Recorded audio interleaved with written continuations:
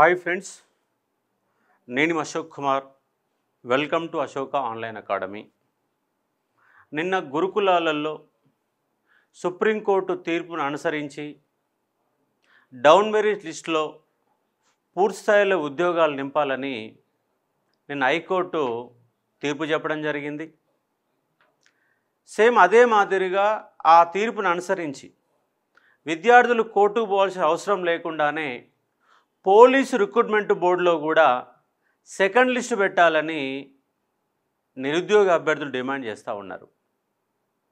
ఎందుకంటే ఉద్యోగాలు 15,600 పోస్టులు వేసినప్పుడు ఎందుకు మిగిలియాలా, మళ్ళీ బ్యాక్లాగ్ ఎందుకు చేయాలా అనేది ప్రశ్న. అంటే ఉద్యోగాల నోటిఫికేషన్ వేసేదే ఉద్యోగాలు నింపుతందుకు, మిగిలిస్తందుకు కాదు. కానీ ఇక్కడ అధికారుల అత్యుత్సాహము లేదా గందరగోళాన్ని క్రియేట్ చేసి అభ్యర్థులు అనే వాళ్ళకు ఉద్యోగాలు దక్కకుండా చేస్తున్నటువంటి వైనం కనబడతా ఉంది. ముఖ్యంగా పోలీస్ రిక్రూట్మెంట్ బోర్డులో శ్రీనివాసరావు అనేటువంటి ఒక chairman, police recruitment board chairman, ఆ బోర్డుని తన సొంత ఇలాకాగా భావించి అభ్యర్థులు ముప్పు తిప్పలు పెడతా ఉన్నాడు.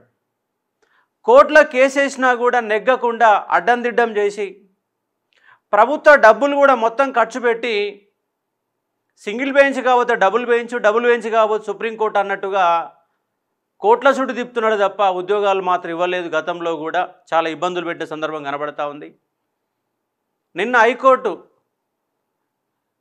ఏ కేసుని Munjya Praveen versus state of Telangana, Munjya Praveen versus state of Telangana కేసుని ఉదాహరణగా తీసుకొని డౌన్ మెరిట్ పద్ధతిలో గురుకులాలలో ఉద్యోగాలు నింపాలని నేను హైకోర్టు తీర్పు చెప్పింది. ఆ తీర్పుని, ఆ సుప్రీంకోర్టు తీర్పును అనుసరించి పోలీసు రిక్రూట్మెంట్ బోర్డులో కూడా 15,600కు పైగా పోస్టులని నింపాలని వాళ్ళు డిమాండ్ చేస్తున్నారు. ఏ విధంగా అయితే గురుకులాలలో డౌన్ మెరిట్ పద్ధతిలో ప్రతి పోస్టు నింపాలని హైకోర్టు ఆదేశాలు జారీ చేసిందో సేమ్ పోలీసు డిపార్ట్మెంట్లో కూడా సెకండ్ లిస్టు ప్రకటించి మిగిలిపోతున్నటువంటి దాదాపుగా 4,000 వరకు ఉద్యోగాలు మిగిలిపోతున్నాయి. అసలు వాస్తవంగా పోలీస్ రిక్రూట్మెంట్ బోర్డులో కూడా 1:2 పిలవాల, కానీ 1:1 పిలిచారు. దాంట్లో కొంతమంది మెడికల్లో రిజెక్ట్ అయితే కొంతమంది కేసుల పేరుతో రిజెక్ట్ అవుతున్నారు, కొంతమంది ఆబ్సెంట్ అవుతున్నారు. అసలు ఆడికి రావడం లేదు, ఉద్యోగాలు కొట్టినా కూడా రాని ఒక పరిస్థితి ఉంటుంది. అలాంటప్పుడు సెకండ్ లిస్ట్ కనుక పెడితే తర్వాతి మార్కులు ఉన్న వాళ్ళకి ఉద్యోగాలు వస్తాయి. ఆ పద్ధతిని అనుసరించాలని ఈ యొక్క పోలీస్ రిక్రూట్మెంట్లో పాల్గొన్నటువంటి అభ్యర్థులు, నిరుద్యోగులు అనే వాళ్ళు డిమాండ్ పెడతా ఉన్నారు. కానీ డౌన్ మెరిట్ పద్ధతిలో సెకండ్ లిస్ట్ కూడా ప్రకటన చేయాలా, ఈ Munjya Praveen versus state of Telangana కేసుని పోలీస్ రిక్రూట్మెంట్ కూడా అమలు చేసి ఉద్యోగాలు కూడా ఒక్క పోస్ట్ కూడా మిగలకుండా చేయాలని ఇక నేపథ్యం ఇక డిమాండ్ చేస్తూ ఉన్నారు. అదే మాదిరిగా గత ప్రభుత్వం ఎన్నికల్లో జీవో నెంబర్ 46 బాధితులకు న్యాయం చేస్తామని ప్రతి నాయకుడు హామీలు ఇచ్చారు. ఆ ప్రతి నాయకుడి వాళ్ళ అధికారంలో ఉన్నారు. దుద్దిల్ల శ్రీధర్బాబు గారు కావచ్చు, బట్టి విక్రమార్క కావచ్చు, అదేవిధంగా నల్గొండ జిల్లా సంబంధించిన కోమరెడ్డి వెంకరెడ్డి కావచ్చు, అదే మీదుగా పీసీ అధ్యక్షుడు ఉన్నటువంటి రేవంత్ రెడ్డి గారు కూడా హామీలు ఇచ్చారు. మీరంతా ఇప్పుడు అధికారంలో ఉన్నారు, న్యాయం చేయండి, న్యాయం చేస్తామని హామీ ఇచ్చారు, ఎన్నికల్లో లబ్ధి పొందారు. ఇప్పుడు వెనకడుగు వేస్తే కుదరదు. లేదంటే ఉన్నటువంటి అభ్యర్థుల మొత్తం కూడా ఆమన్న నిరాహార దీక్షకు దిగైన మీ ఉద్యోగాలు సాధిస్తామని ఆ నిరుద్యోగ అభ్యర్థులు అనే వాళ్ళు చెప్తా ఉన్నారు. కానీ జీవో నెంబర్ 46 బాధితులకు న్యాయం చేయాలి. మిగిలిపోయినటువంటి ఉద్యోగాలన్నీ చివరి పోస్టు నింపే వరకు సెకండ్ లిస్టులో మిగతా ఉద్యోగాలు ప్రకటన చేయాలని డిమాండ్ చేస్తూ ఉన్నారు. ఉద్యోగాలు వేసి ఉద్యోగాలు నింపుతుంది కదా, మిగిల్చుకునే కోసం కాదు కదా. డౌన్ మెరిట్ లిస్టులో కంపల్సరీ ఇవాళ సుప్రీంకోర్టు తీర్పులు ఉన్నాయి. ఆ తీర్పునే ఇవాళ ఎలక్ట్రిసిటీ బోర్డు వాళ్ళు అమలు చేస్తూ ఉన్నారు. వాళ్ళు చివరి పోస్టుని నింపే వరకు first list, second list, third list, fourth list, fifth list వరకు కూడా తీసుకొని టోటల్గా 100% ఉద్యోగాలు నింపుతున్నది మనకు ఎలక్ట్రిసిటీ బోర్డు. అలా కూడా 4 రకాల ఉద్యోగాలు ఉన్నాయి. 4 రకాల ఉద్యోగాలకు అందరు రాస్తున్నారు. కానీ ఒక అభ్యర్థి 4 ఉద్యోగాలు కొడితే 4 ఉద్యోగాలు పోవడం లేదు. ఒక ఉద్యోగాన్ని పోయినప్పుడు మిగిలిన ఉద్యోగాలు నింపుతూ ఉన్నారు. కనుక జీవోల పేరు చెప్పి ఇబ్బందులు పెట్టే ప్రయత్నం చేయవద్దు.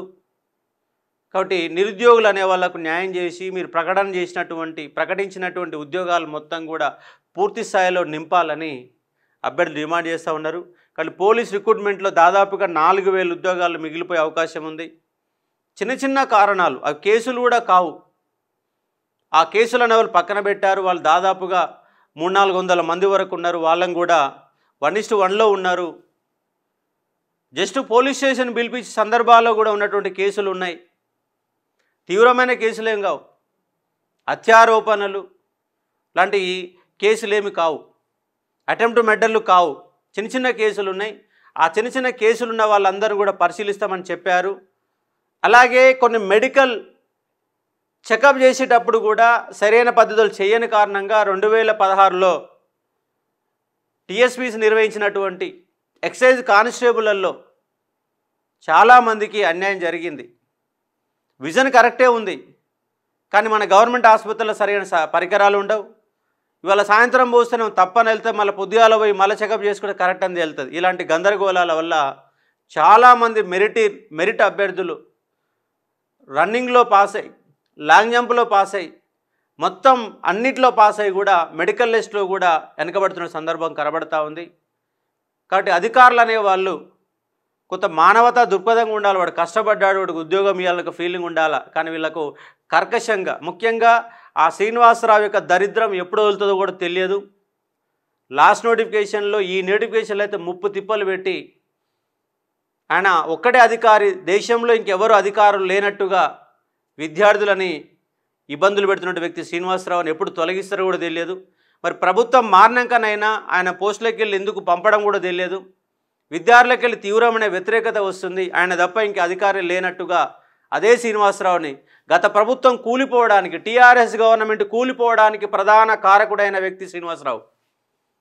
అదే వ్యక్తిని మళ్ళీ ఇదే గవర్నమెంట్ మళ్ళీ నెత్తిలో పెట్టుకొని పూజలు చేస్తూ ఉంది. ఫస్ట్ ఆ దరిద్రాన్ని వదిలిపెట్టాలి, దరిద్రాన్ని తొలగించాలి. తొలగిస్తేనే అభ్యర్థులు అనే వాళ్ళకి న్యాయం జరుగుతుంది. కాబట్టి శ్రీనివాసరావు యొక్క ఇష్టారాజ్యం కారణంగా దేశంలో లేనట్టు లాంగ్ జంపులు పెట్టి, నిబంధనలు పెట్టి, రిజర్వేషన్ల ఉల్లంఘన చేసి విద్యార్థుల జీవితాలతో ఆడుకుంటున్న ఒక వ్యక్తిని తొలగించాల్సిందే. కంపల్సరీగా బోర్డుకి వెళ్ళి వేరే ఐపీఎస్ ఆఫీసర్ బాధ్యతలు అప్పచెప్పండి. ఎందుకంటే ఆయన ఒక్కడే అధికారి ఏం లేడు రాష్ట్రంలో. పైగా ఆంధ్ర అధికారి తెలంగాణలో పెత్తనం అవసరం లేదు ఇంకా. కాబట్టి విద్యార్థులకు న్యాయం చేయాలని డిమాండ్ చేస్తూ ఉన్నాం. జీవో నెంబర్ బాధితులకు ముమ్మాటికి న్యాయం చేయాల్సిందే. చేయకపోతే వాళ్ళకు ప్రత్యేక కార్యాచరణ కూడా ప్రకటిస్తామని చెప్తా ఉన్నారు. కాబట్టి సుప్రీంకోర్టు తీర్పులు ఉన్నాయి, ఆ తీర్పుల ప్రకారం అమలు చేయండి. జీవోల పేరు చెప్పి ఇబ్బందులు పెట్టే ఒక ప్రయత్నం చేయవద్దని నేను డిమాండ్ చేస్తూ ఉన్నా. కాబట్టి ముంజా ప్రవీణ్ వర్సెస్ తెలంగాణ స్టేట్ సంబంధించిన కేసుని మీరు పరిగణలో తీసుకొని విద్యార్థులు మళ్ళీ ఇలా గమ్మత్ ఎట్లా ఉందంటే, ప్రిలిమ్స్ రాయాలా, గ్రౌండ్లో పరీక్ష రాయాలా, మెయిన్స్ రాయాలా, మళ్ళీ అవి కోర్టులలో పరీక్ష రాయాల్సిన పరిస్థితి ఏర్పడుతుంది. అప్పులు చేసి కోర్టుల చుట్టూ తిరుగుతున్నారు అభ్యర్థులు, సుప్రీంకోర్టు దాకా పోతున్నారు. చివరికి కోర్టు చివాట్లు వేసినా కూడా ఈ యొక్క అధికారుల యొక్క మానసిక స్థితి మారతలేదు. వాళ్ళని చెప్పలేము కానీ వాళ్ళకు సైకోలాగా మారి విద్యార్థులను ఇబ్బంది పెడితే సందర్భాలు మనకు కనబడతా ఉన్నాయి. కాబట్టి విద్యార్థులకు న్యాయం చేయాలా, కోర్టు తీర్పులు అనుసరించైనా కూడా వాళ్ళకు ఉద్యోగాలు ఇవ్వాలని ప్రధానంగా నిరుద్యోగులు డిమాండ్ చేస్తూ ఉన్నారు. గత నోటిఫికేషన్లో ప్రకటించిన ఉద్యోగంలో చివరి ఉద్యోగం నింపే వరకు న్యాయం చేయాలని డిమాండ్ చేస్తూ ఉన్నారు. కాబట్టి ఈ యొక్క పోలీస్ రిక్రూట్మెంట్ బోర్డులో సెకండ్ లిస్టు ప్రకటించి చివరి పోస్టు నింపే వరకు మొత్తంగా నింపి వాళ్ళందరికీ గ్రౌండ్ పంపాలని వాళ్ళు దీనంగా అర్థిస్తున్న అంశానికి అర్థం చేసుకోవచ్చు. ఇది దీనికి సంబంధించిన సమాచారం. మరికొంత సమాచారంతో మీ ముందుకు వచ్చే ప్రయత్నం చేస్తాను. Thank you.